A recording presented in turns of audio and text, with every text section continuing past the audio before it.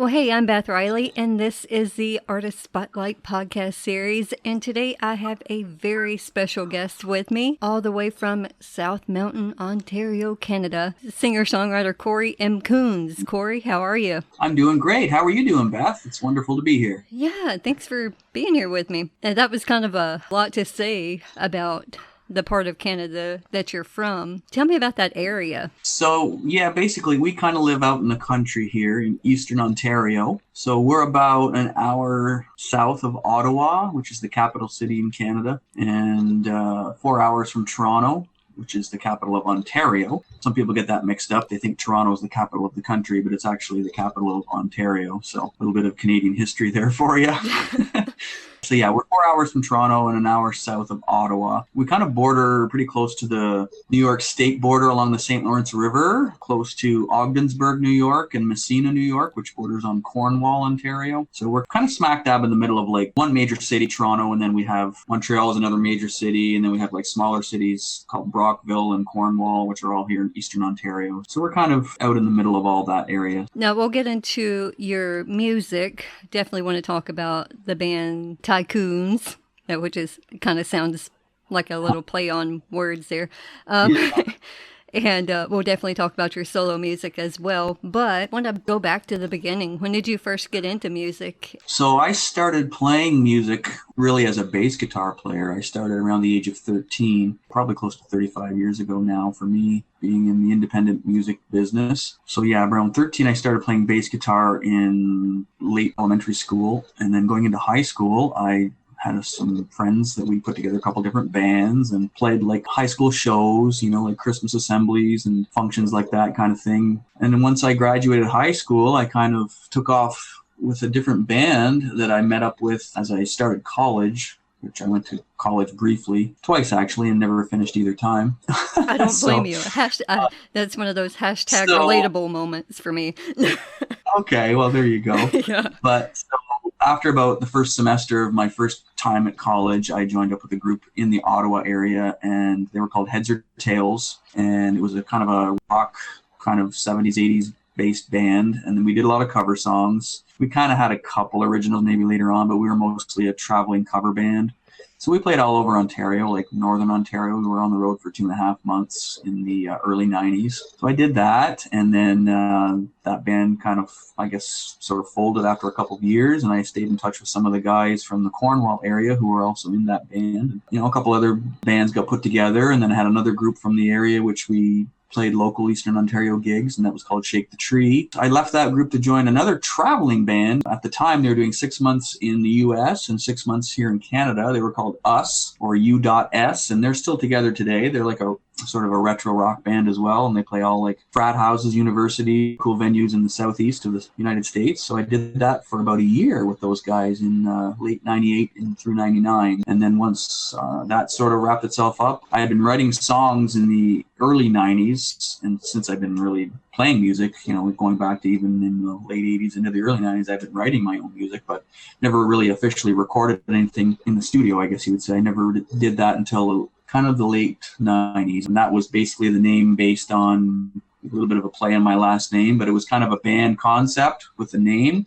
So I put the album together and had some guys. My good friend Kevin played drums, and then my good friend Mark played lead guitar, who still plays with me today on my solo stuff too. So that was kind of the initial formation of Coons. It was actually 3 guys, and we did the album and got out and played a couple shows locally in Ottawa. But then it kind of morphed itself into more of a cover band too, because as you probably know, with many independent original artists, it's really tough to make money playing your own songs. So we just, got back into playing cover songs and slipped in a few of our own as we played. So that was really together throughout the early 2000s. All right up through 2010, 2012, maybe even a couple one-off shows after that in the mid 2010 to 2015 or something. So that's kind of where that went. And then I guess in '04 was the first time I released my first solo record under my own name, and using that my one full was name. from the ground up. That was from the ground up. Yeah, okay. That's right. Oh, you've done some work here. That's cool. A Thank little you. bit.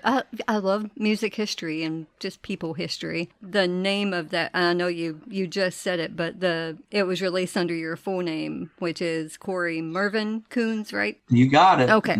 That's great. So yeah, that was in 2004. Sorry, that's when that came out. Okay. And that featured my my first radio single I ever released was called Crumbs, and that got some radio play. And that's actually, that song is still kind of a crowd favorite and interactive song that I play today still. And it's coming up 20 years this year for that song. So that was 2004 when that song came out, right? So yeah, we may do a bit of a celebration on that song, maybe do like kind of a new version or something. I'm toying with the idea there this year to see if I could maybe put together sort of a new version of that, maybe more Americana style, you know, a little stripped down or something, and put out a new version of that song, because that's kind of how it gets played these days. We do a lot more of the acoustic style shows, you know, with either myself or one or two of the other guys. So, and backtracking a little bit, because I want to talk about this story.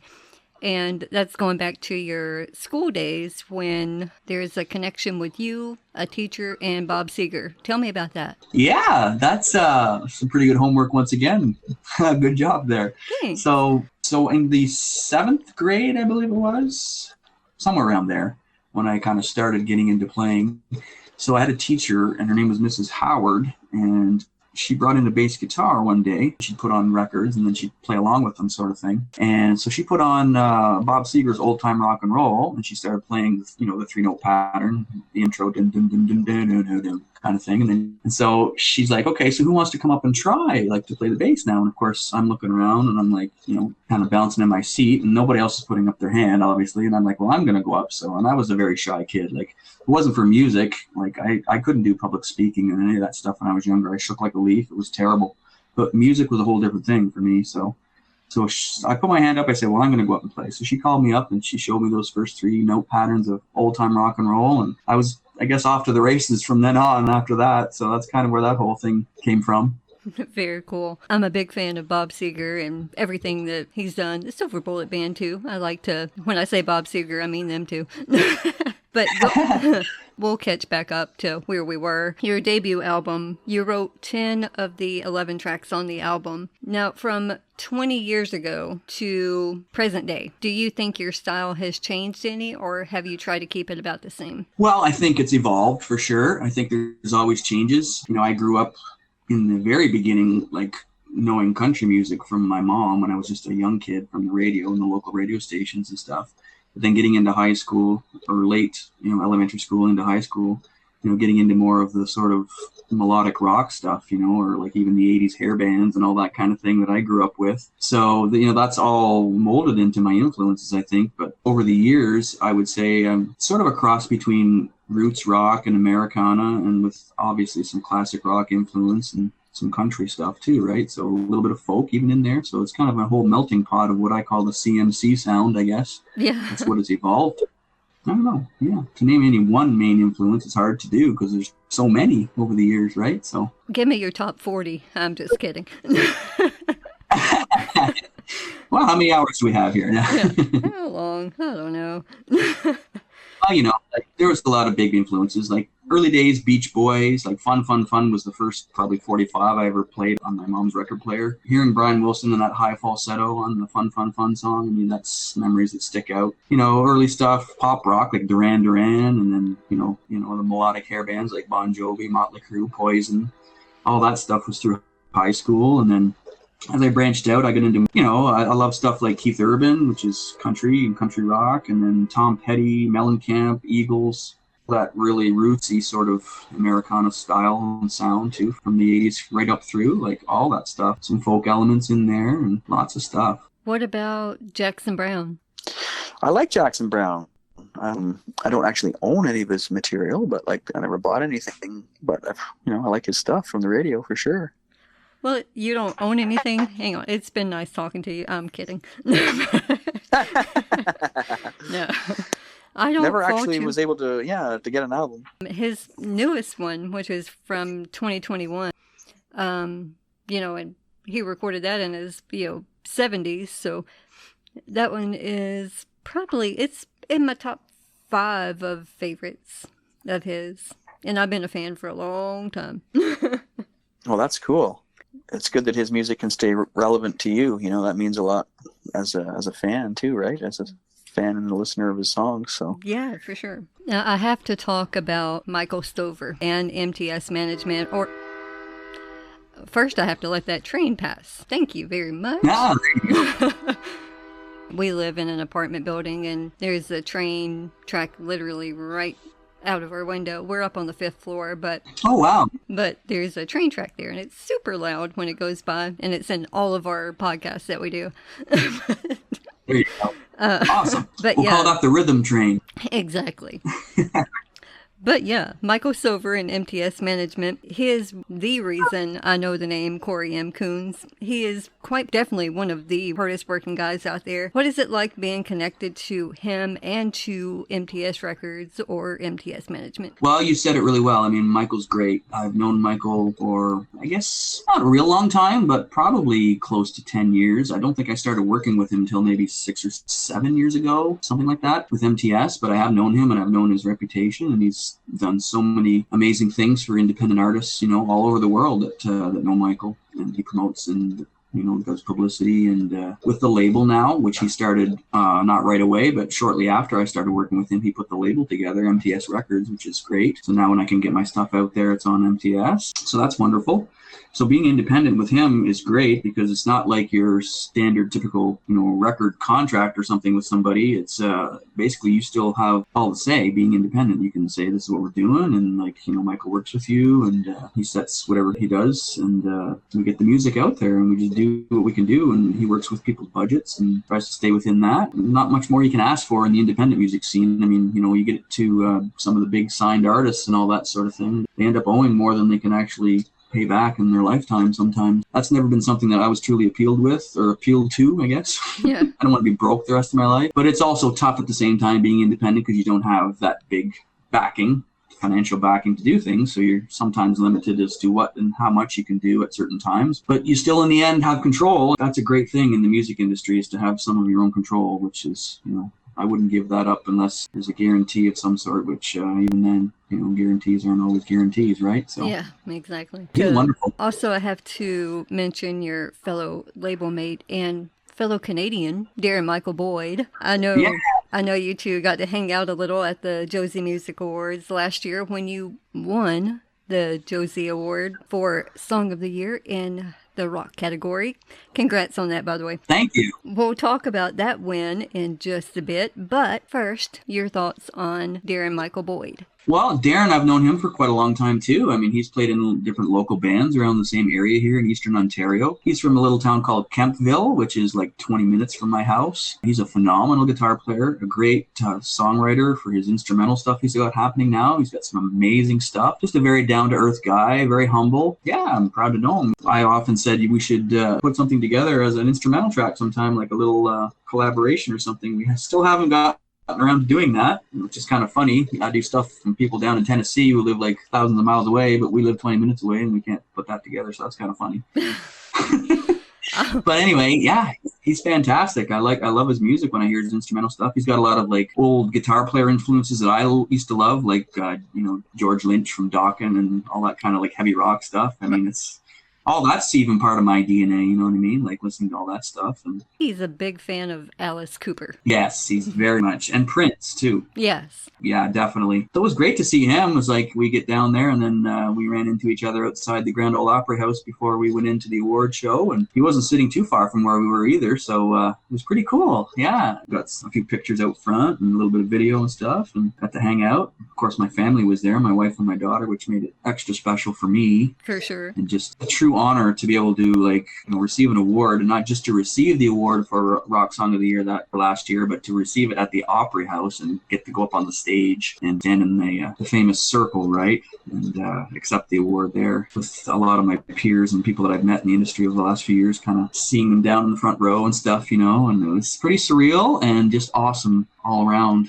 Like I said, having my family there. I didn't even realize I had actually won the category right away. My daughter's like, Dad, that's you. And I'm like, really? Oh, I'm listening for my name. And they call the song name first. And I'm like, oh, well, and then all of a sudden I'm like jumbled. Oh, yeah, I guess I got to go up on the stage. It was like pretty surreal. And I'm glad I had a few notes scribbled down. I ran out of time getting the thank yous on there. But hey, it is what it is, right? It was just such a great experience. I think you thank the right people. I know your parents were a part of that speech. Sadly, neither one of them are here with us, but it was great that you made them a part of that too. Yes, for sure. They're very special. And obviously without them, I wouldn't be what I am today. And they were also supportive always, everything I did. And it was a special moment. And I know my mom for sure hopefully was looking down because she was a big opera star when I was mentioning the early country music and all that stuff. Yeah. So to be there and to be among, just to be with, I guess, the ghosts of the opera or whatever you want to call it. And then I just hope it was a proud moment for them, which I think it would be. And they were shining down and I felt them there, felt their spirit for sure. So plus with my family and everything collectively all being there was just a magical moment in time. You are nominated again this year along with Darren Michael Boyd. Fingers crossed for both of you guys. Thank you. Yeah, I have 4 so far, and I'm still waiting to see. There's one more category. I think it's Songwriter Achievement, which I'm really ecstatic about. And one that I wasn't even expecting. I think it's the Artist of the Year in the multi-genre, which I'm like, I didn't even know I was going to be anywhere close to getting nominated for that. So that's phenomenal. The other one's like Musician for Guitar, which Darren is in as well. I think it's the alumni category for that one. Okay. Since we've been in that category together before, so that's pretty cool. I don't know who I'm pulling for then. If it's both of y'all, I'm like, I don't know, man. Well, I almost like, not that I would, but if I happen to win in the musician category for guitar, I'd almost want to just give it to Darren because he's a phenomenal guitar player. I'm a good solid strummer and a strong rhythm player and, a few little leads in my own here and there, but he's for technical guitar skills, man, he's incredible. So he's a shredder. Yeah, it's just fun. He's a shredder, that's right. It's just fun to be in the same category, from the same small town area or whatever, the same Eastern Ontario area, I guess. It's really cool. You worked with legendary record producer and engineer Ron Nevison. That's right. On your 2014 EP, Share a Little Time, and your 2017 album, The Long Road Home. What was that experience like? Ron is just one of those guys. He was always a dream producer. For me, the idea of me working with someone like him and his caliber, if you think of melodic rock radio for the last 40 years, you're probably going to find 75% of the songs, if not more, you hear on that, Ron had something to do with. Either he produced it or engineered it or something. Anything from Bad Company, Led Zeppelin, Heart, Damn Yankees, Night Ranger, just the list goes on and on. Kiss. All those very melodic bands, right? That was my style. That was my genre growing up, like we had mentioned. Of course, with all kinds of other sprinklings now, but, that's a big chunk of it. And just getting to work with him was a dream. Like, I reached out to him probably a year before I started working with him and just, tried to get a feel for where he was located. And he kind of moved from LA up to San Francisco area in California at that time. So when I did finally get him to kind of get back to me, I asked him if he'd wanted, be interested in doing a project, and he said, yeah, for sure. And then we got talking about what I wanted to do, and I ended up getting down there to do 3 songs that first time on the Share a Little Time EP. We tracked in Hollywood, and then we went up to San Francisco, Northern California, to finish it. So there was 3 different studios. We also went to Tim Pierce's house, who, if you know Tim Pierce, amazing session player, well-known guy all over California and the Los Angeles area for sure. Played with Rick Springfield and was the original guitar player on Bon Jovi's Runaway. He was the guy that played on the first song that ever came out. So working with guys like Tim Pierce, I got to use him as a session player. They were part of Ron's team. So there was him and there was Jeff Bova, who did the keyboards and the sequencing and the arrangements for that stuff. So between Jeff and Tim and Ron and myself, it was just, wow, first time ever in Los Angeles. And I'm sitting here working with these guys. Like, you know what I mean? It's another surreal moment back then. Pretty cool. And then to get to come back 2 more times that year to California and do the LA Music Awards and being lucky enough to take home an award for that EP that year. That was just, I think back, I have to pinch myself that I was actually there and I did that stuff and hanging out at the Whiskey A Go-Go and performing for the nomination night first, before I got to go back and do the award show. And it was just very, very cool. Working with Ron is just, his name is synonymous with rock and, being a legend in the industry. So I think he was one of the top 5 producers, of all time at one point there. So we've become friends and we still communicate once in a while, and not as much recently, but once in a while I reach out and it's cool. You have opened up for a couple of really cool artists. I would say Canadian artists, but I'm not entirely sure that this group is. One of them though, is a band that I got into fairly recently, probably like the last 2-3 years, something like that. April Wine. Yes, they are Canadian. You are right. What was it like sharing the stage with them? So actually, I got to open for April Wine twice. When I'd come off the road with the band Us that we had mentioned earlier, or US they call it now. But when I came off the road with those guys, I had joined a band briefly in Ottawa, which was another cover band called Mad Hatter. They somehow landed the opening spot for April Wine at a local venue called Straits Dance Hall. And that was, I guess, around late 99 or something, or somewhere in 99. Yeah, so that was my first time, but I was a bass player and a harmony singer, and I was in the band opening for April Wine.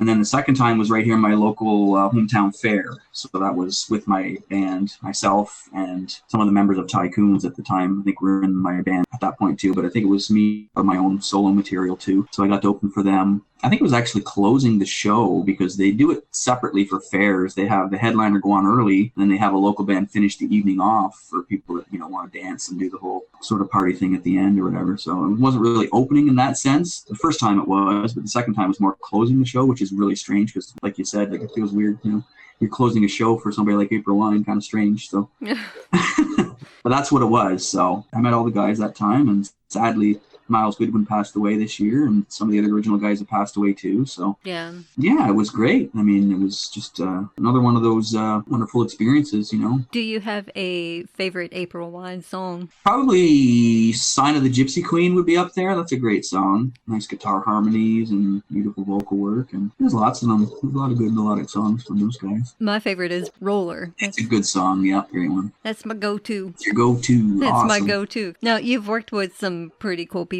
We've talked about some of them, but my very favorite is right in your household. Your 10-year-old daughter, Charleigh. What is it like singing with your daughter? Well, she's just around the corner here in the living room. I don't know if you can hear her off microphone or not, but there she comes. You must say hi to Beth. Aw. Hi. Hi, Charleigh. So she wants to know how it was singing with Dad and how we we had a good time, didn't we? We did 2 or 3 different songs. Yeah, Excuse me. I guess so. Yeah, she says I guess so. You're all right, Dad. That's true, right?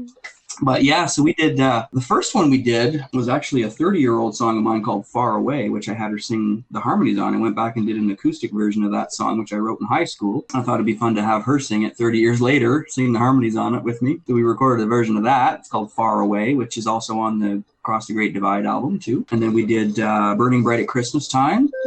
And then a second Christmas one, which was a couple years back now, we did the cover of I Saw Mama Kissing Santa Claus. And she got to sing the outro part, a la classic John Mellencamp video with his daughter back in the day. So it was a bit of a play on that, which was really cool, our own little Americana version of that song. So she's been great. I get her up to the little microphone in my little home studio office here and had her sing the harmonies and go over stuff. And I remember she used to say, what was it? That's the stuff or something. Whenever she'd get it right, I said, oh, that's the one, right? Yeah, that's the stuff. Something like that. So that's always awesome to be able to do that. We were fortunate to be able to do that, to hang out at home and be able to do that over the last 3 to 4 years, I guess. Yeah, for sure. Now, your song that you're plugging now, White Picket Fence. Yeah. That one's the new one that's out. Tell me about that one. I wrote that maybe a year and a half ago. I started working on it then, and we just kind of kept working away with it. Myself and my friend Mark, who's my lead guitar player, like I mentioned, we started at his studio and tracked some demo ideas, and I just kept kind of working away with it. And so I wanted to keep it more stripped down right now, which in the future it may come out, again in maybe a full band production or something, who knows. But for now it's more stripped down. It's got that real Americana feel with me and the harmonica and just the guitar. I guess it's somewhat autobiographical in a sense, where it talks about stuff that I can recall back to, running through my grandfather's fields and sort of that whole vision when you're young of like sort of living out where we still do, living out in the country and kind of being away from the craziness, and that whole white picket fence idea with your family and, stuff comes into play. And I guess that little dream. And then, of course, with the creek nearby, and I reflect on that in the song with, kind of being down by the creek and an old sitting stone I used to sit on, which is kind of things that come up in the lyrics as well. So, and most of the sense of it is, I guess, autobiographical, but in a universal way, which can bring people into that sort of feeling of simplicity again, Yeah, for sure. Now, these next 2 questions are kind of fun. They should all be fun, right? But yeah. the next 2 are really, really fun. So if you could pick 3 to 5 albums to take with you to a desert island, which 3 to 5 albums would you take? My daughter, Charleigh, and myself always listen to the Beach Boys probably every night before we go to bed. We listen to Sounds of Summer, which is like their greatest hits of all their songs. Mm-hmm. If I'm with my family on this island or wherever it is, I'd probably have to bring that one because that's a big one. I love Tom Petty, so pretty much anything from Tom Petty I could take. Wildflowers was a big album. That's a great one. A good friend of mine that I met the last few years, Chris Golden, who I got to work with through sending files back and forth. He's from Nashville. He's an award-winning gospel artist and son of William Lee Golden from the Oak Ridge Boys. So I got to stay in touch with him and become friends. And he's got a great album out called Grateful from a few years ago. That's a great album to me. That's something from the independent music scene, right? Because Chris is independent along with his dad and their family band. William Lee Golden and the Goldens, they're all independent now too. We'll see them at the Josies again, hopefully this year. So that's something from the not so mainstream, I guess. There you go. Zach Brown is another one. I have a couple of his albums here, which I'd probably maybe one of his right now. The one that Highway 20 Ride is on. Yeah, Foundation, I think it's called. Yeah. The Foundation, that's a good one. Yeah.